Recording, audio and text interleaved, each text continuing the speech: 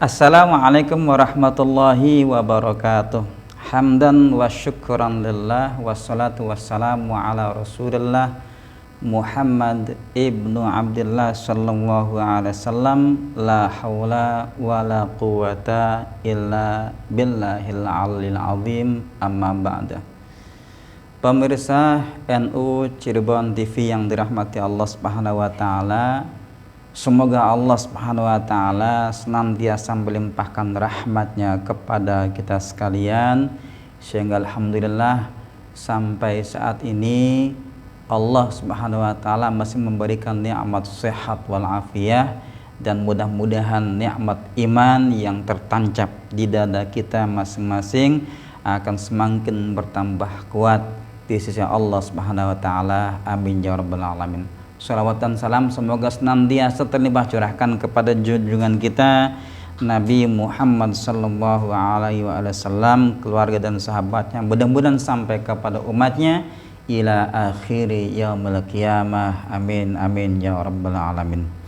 Pemirsa NU TV Cirebon yang dirahmati Allah Subhanahu wa taala, keimanan menjadi modal pertama bagi kita untuk kemudian mampu melaksanakan perintah-perintah dari Allah Subhanahu wa taala. Akan menjadi sesuatu yang mustahil ketika di hati kita belum tertanamkan keimanan kita kepada Allah Subhanahu wa taala. Di awal kitab Nasaikhul Ibad, di situ ada makalah yang berbunyi seperti ini: khoslatani la syai'a afdala minhuma al imanu billah wan naf'u bil mu'minin. Hadis kalau nggak salah ini ya. Artinya bahwa tidak ada sesuatu yang lebih baik, lebih utama yang harus kita miliki. Dua hal ini. Yang pertama iman, keimanan, keyakinan, sebuah tekad, komitmen yang kuat pada diri kita. Yang kedua wan naf'u bil mu'minin, memberikan manfaat kepada saudara-saudara kita yang beriman kepada Allah. Pemirsa NU TV Cirebon yang dirahmati Allah Subhanahu wa taala, sebuah analogi yang sederhana ingin saya sampaikan, bahwa Allah Subhanahu wa taala dengan kemahakuasaannya Allah paparkan dunia dan alam seisinya ini kepada kita. Allah paparkan kemahaperkasaannya.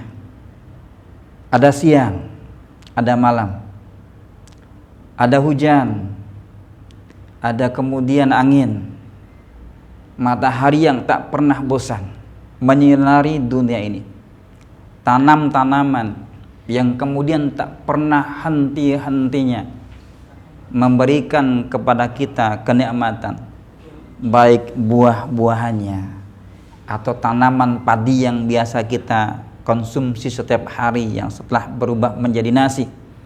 Ini bentuk-bentuk kekuasaan Allah Subhanahu wa taala yang Allah tampakkan, Allah perlihatkan kepada manusia. Sebetulnya cukup bagi kita untuk kemudian